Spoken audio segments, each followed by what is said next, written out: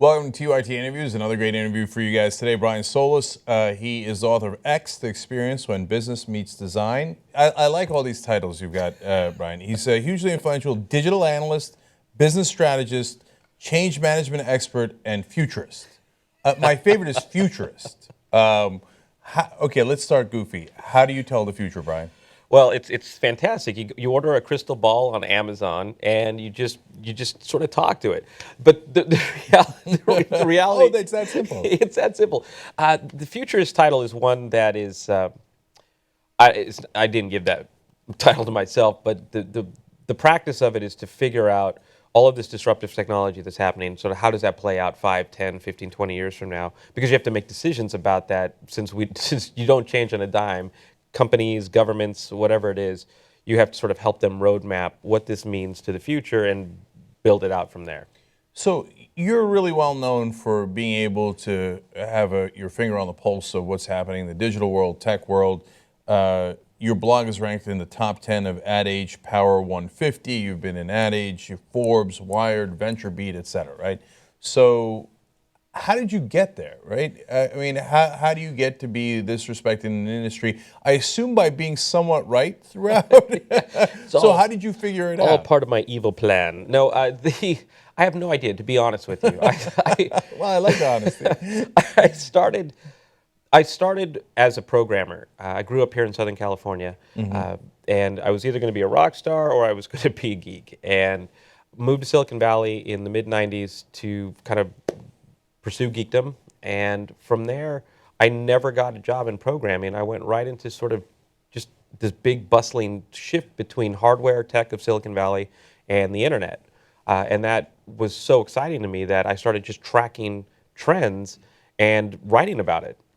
But the most interesting part about it wasn't just like, hey, here's all this cool tech, because there's plenty of people who can write about that and are smarter than I am. I started studying tech's impact on people, right? So you start watching all of these discussion boards and forums take shape and grow and become hugely influential in the back channel, and it starts shaping and shifting society. That part was far more interesting to me, and no one was talking about that. And I still write about the same things today, and it's becoming much more profound now. Okay, so where did you originally get the job in all this? Was it in marketing? Was it a PR agency? Like, how'd you get started? My first job was as a database architect in a tech-based advertising firm, and I was building their databases. And this is a funny story. It's actually one I don't really talk about much, but I would hear the teams talking about how to launch all of these new technologies, and I would say like, hey, have you talked to a technologist? Have you talked to anybody who might use this stuff? Because that's not even remotely interesting in like how you're talking about marketing this. And the president one day said, well, if you know better, why don't you try it? So I said, okay. Terrific. And so it was this sort of human-centered approach to technology marketing that I had no plans or interest in doing, but I ended up doing that for quite a while still sharing everything that I was learning about tech's impact, to us. And I published all that stuff for free online, sort of like before blogs were blogs. And that's where my future sort of unfolded, because when you give information away that's semi-thoughtful and you're consistent about it, as you know, you build an audience. And that audience sort of became a wave that I'm still writing today. So people started noticing the blog and saying, well, this Brian guy, it turns out that, hey, that was kind of right. Let me keep paying attention to this blog. Is that basically how it worked? That's exactly how it worked. And that led to, you should write a book and you should speak at this conference about it. And I have never looked back. But yeah, I'm really thankful that, I mean, you don't set out for that. My intention was to share what I was learning because it was so fascinating. And I still have that same passion, that same fire today. I still write on a blog and give information. I still write research reports and books and what have you, but I still passionately blog at least several times a week. It's an interesting story. I mean, eventually we're going to look into the future here, and you're going to tell me what the trends are and whether TYTs are doing okay. What does the future hold for us? But to continue to look into the past for a second, So you grew up in the San Fernando Valley. It doesn't sound like you were very connected. I mean, I don't think you were Bill Gates' son or anything. So where'd you go to school, and how'd you decide to get into this field? Because again, growing up, does anybody dream of being, in digital marketing or tech, or I don't know. I mean, tech, yes, but like the specific thing you're doing, it's not like, oh, one day I could just be a digital futurist. Yeah, especially not in the San Fernando Valley. Right. It was, I mean, look, like I said, I was going to be a rock star or in technology, but when I was a kid, I used to mow lawns and save that money and buy computer stuff and learn how to program. I taught myself programming basic early on, and then I went to school started at Crespi, which is in Encino, and then finished up at Reseda High School, and took Cobalt and Fortran, and but I was pretty much a loner in that regard. I mean, not loner in life, but in that field, and I don't know. I just really loved tech, and just sort of felt like that was the future. See, look, your story makes me feel a little bit more hopeful about the American dream, right? Because a lot of people are very skeptical and cynical about it today because it's so hard. And I acknowledge that. There's no question. It's enormously hard. But it's great to see people who've lived it. And so, yeah, Reseda, I mean, that's where my co-host Anna Kasparian is from, and I mean, that it's not like that's known as a hotbed of up and coming folks or whatever. The next Silicon Valley. Right. Not really, no. But anyway, so you get into the field, you start putting this stuff out for free. People start going, whoa, this guy's kind of right. And so then they're like, hey, why don't you make a speech? Why don't you write something up? And then next thing you know, you're writing books. And now you got a show too, Revolution. That's a video series that examines technology and trends. I love this title. I like cool titles. CRM Magazine in 2010 gave you the Authority of the Year award for software advice in 2011. Authority of the Year. I want that. I'm the Authority of the Year. Okay. All right. So tell me about this book about X, the experience when business meets design. What does that mean? What are you up to these days? What do I have to know about the future? This is so it's funny because as a digital futurist and authority, Yes. there's a great irony in writing this stuff in books, right? Because it's a past sort of vehicle medium, and I spent 3.5 years though. This is my 7th book. And this one talks about experience and how important experience is to the future of business, and understanding that, people, whether it's government, whether it's business, what have you, people are going to have an experience, and they're going to talk about it, they're going to share it, and so why leave that to chance? It should be something that's designed throughout.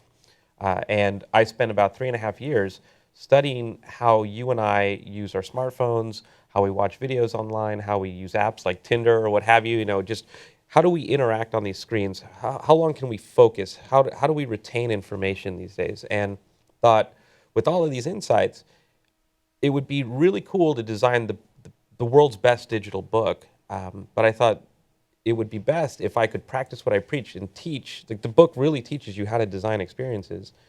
If I took those insights from digital and applied it to paper, and I thought that would be a real interesting demonstration of how we're changing, and you could see it in your hands while you're learning about how to be relevant in the future. And so that's what the book is about. It's about shifting perspective and seeing people differently, right? So we'll go to a party, and most of the party they'll be on their phones rather than sort of having this interaction. And of course, if you come from a different era, you'll look at that and say, hey, come on, people look up, they'll celebrate life. We're all in the moment, but at the same time, they're in the moment.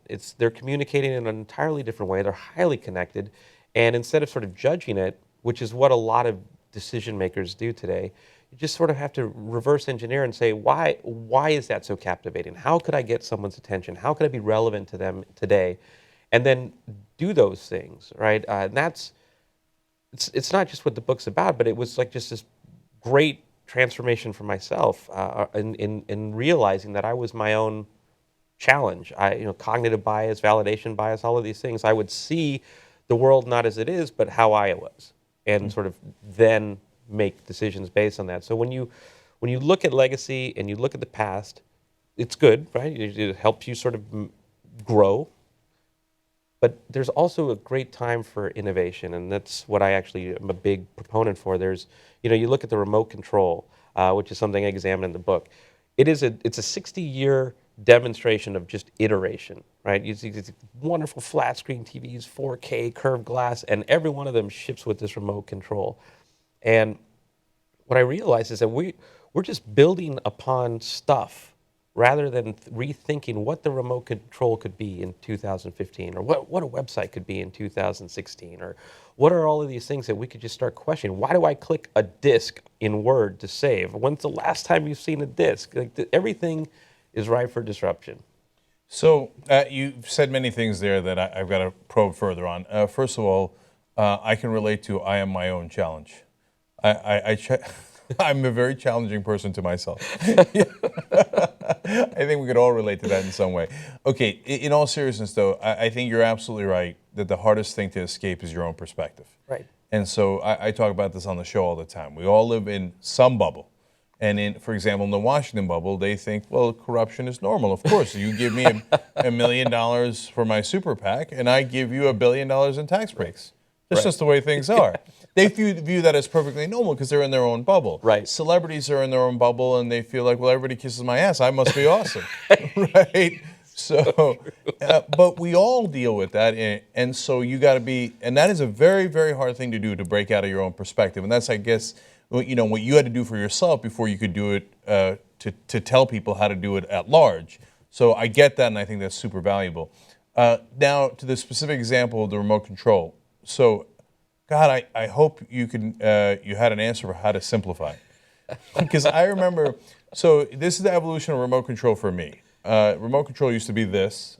Like, I would walk up and I would flip the channels like this because I'm that old, right?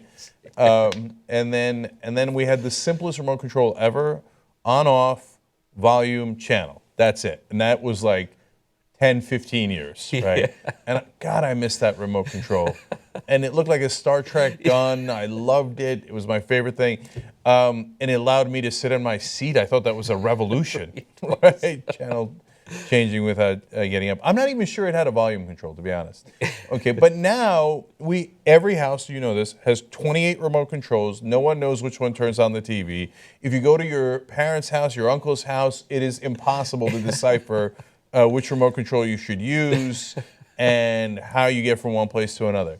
So I'm amazed that no one has been able to simplify this thing, because of all those thousands of options on your 28 different remote controls, you largely use at most 7, right? But probably 5, right? Yep. So is anyone ever going to simplify it? Yes, and it's both a problem and also a metaphor for what a lot of businesses, leaders, government, politicians, they all face.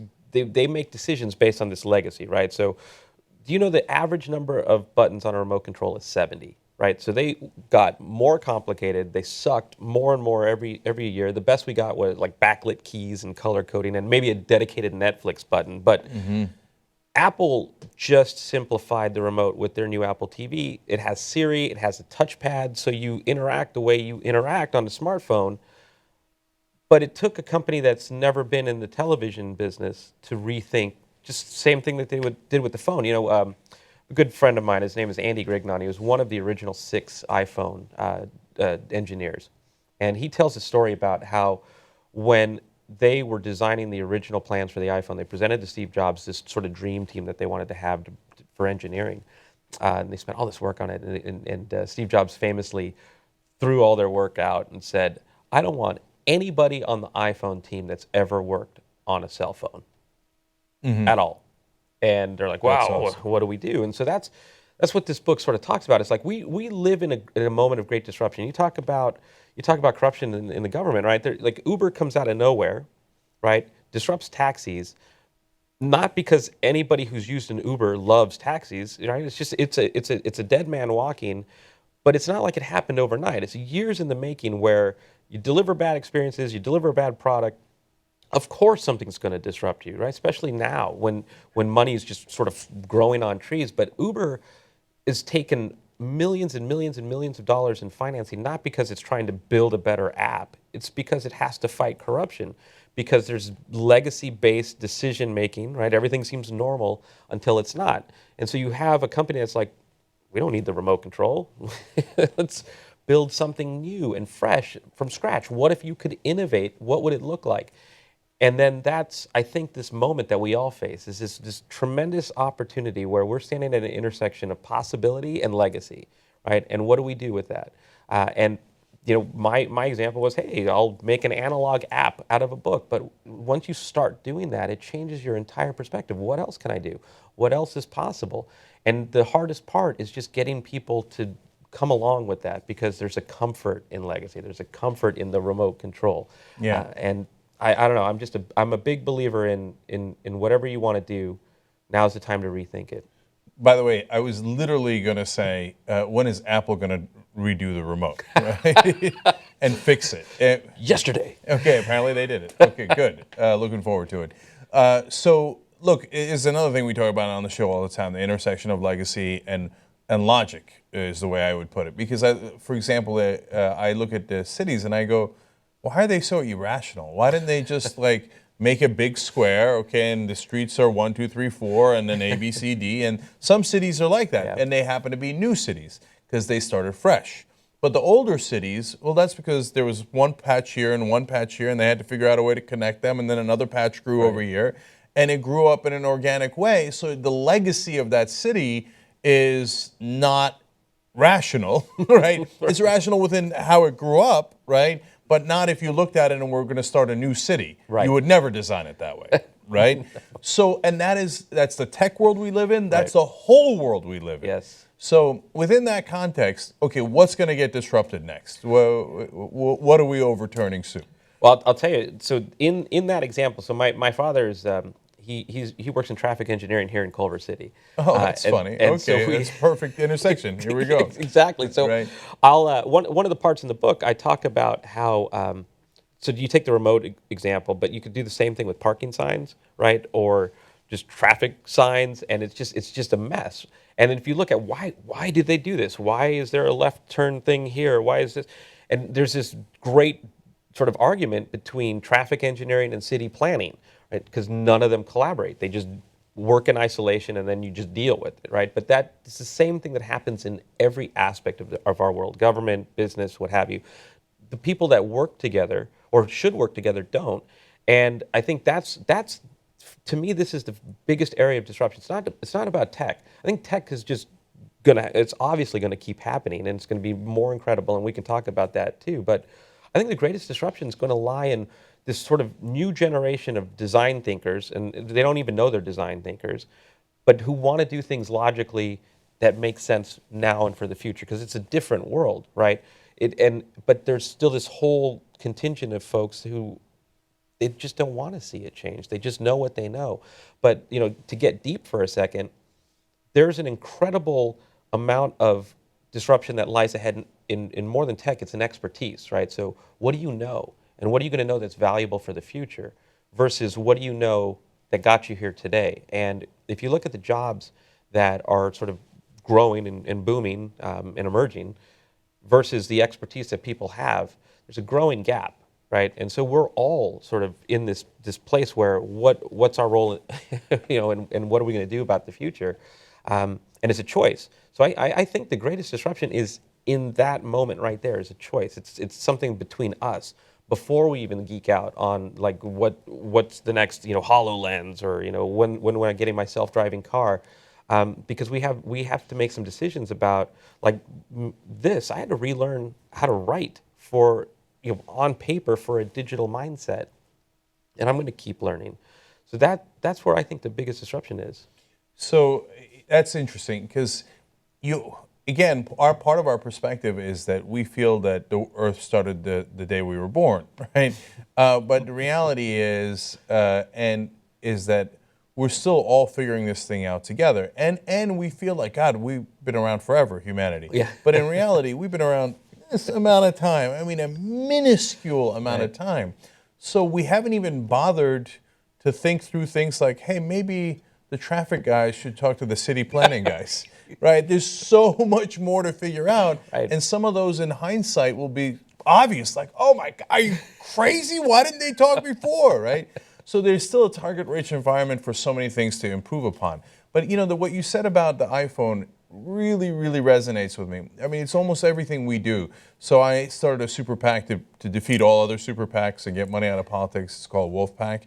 And almost no one at Wolf PAC has worked in politics before. Wow. Okay, because if you work in politics, you're used to the corruption. You take it as a fait accompli. Right. And so, well, we don't take it as a given. Our whole job is to beat corruption, right? And here at the Young Turks, our aim is to change the media.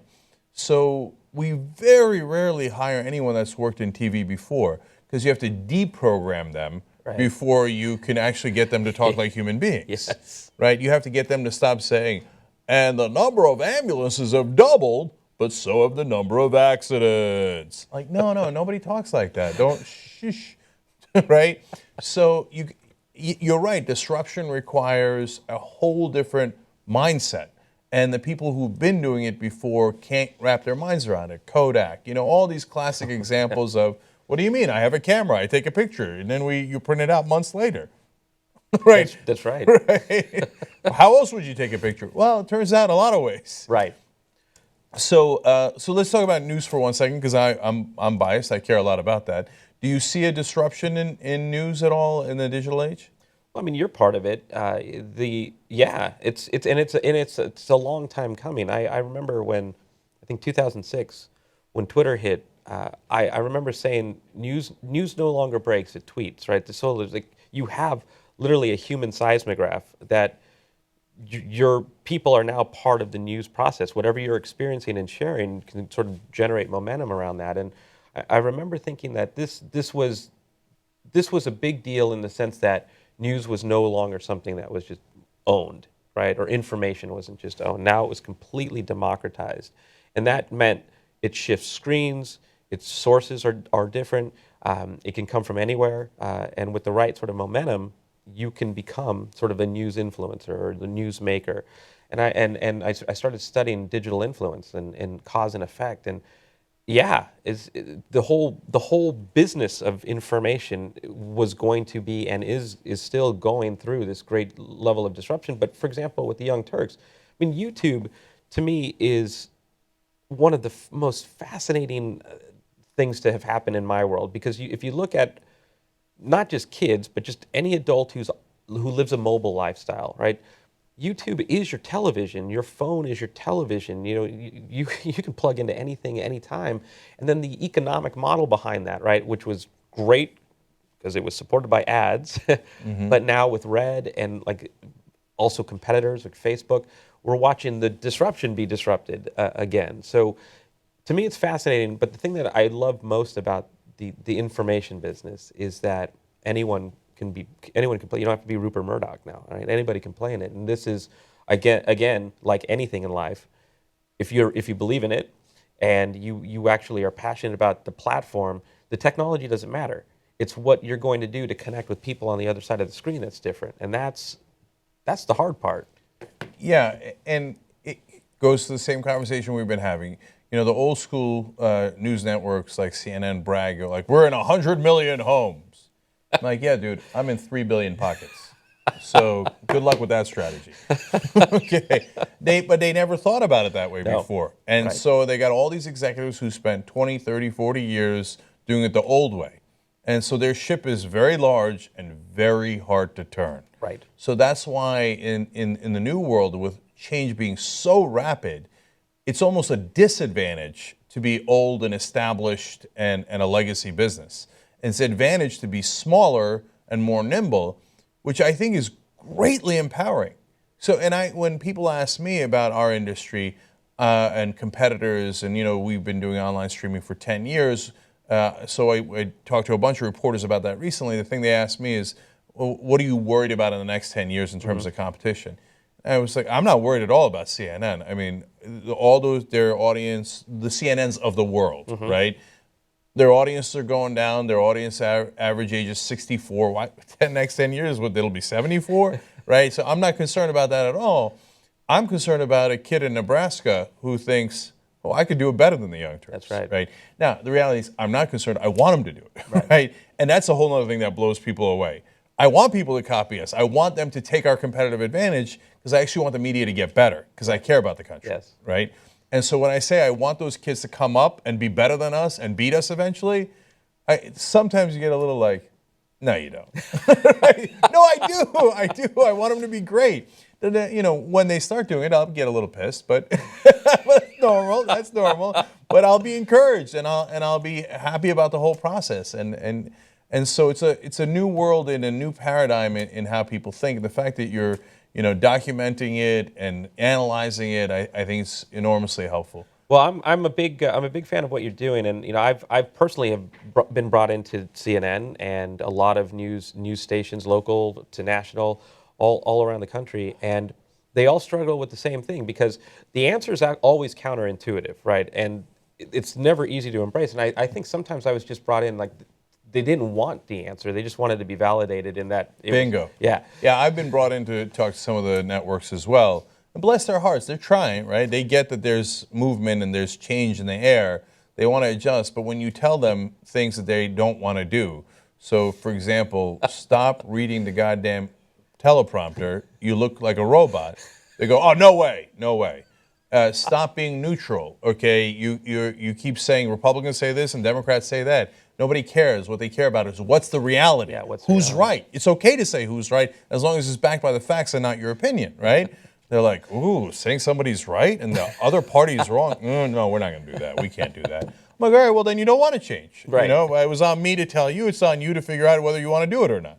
That's right. That's right. I mean, we live in a time where, for example, I went to J school, and the fact of what BuzzFeed and all of these sites of what they do with the sensational headlines, like 27 cats that had a worse day than you, number 17 is going to break your heart. I think I read that.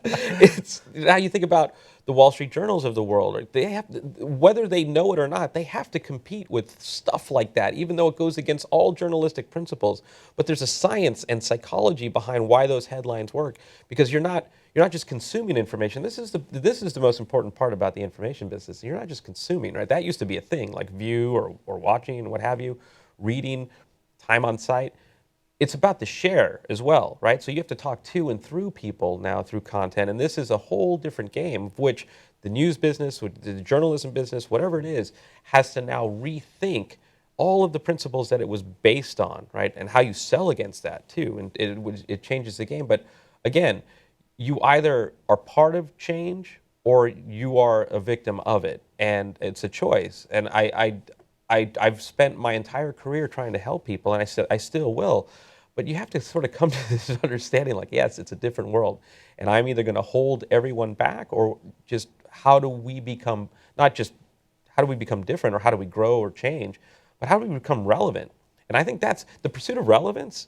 Should be fun. It's going to be hard, but it's an entirely different generation of people. And I'm not just talking about millennials, just anyone who lives a connected lifestyle thinks differently. They're so impatient. They're the center of their own universe. I call it the ecosystem, right? You want a tamale and an Uber? Man, there's apps for that. It'll both be here in a few minutes. That's what you're designing for. All we have to do is just accept that it's different and stop maybe talking like, in my day, we used to look at each other in the eye and have a conversation and just be inspired by what's different and do something about it. Yeah, Pops, it ain't your day anymore. So get used to it. So that's a good note to end on. I love that line. You're either part of change or a victim of it. So figure out which one you'd like to be. All right, Brian Solis, thanks so much for joining us on the Young Turks. We appreciate it.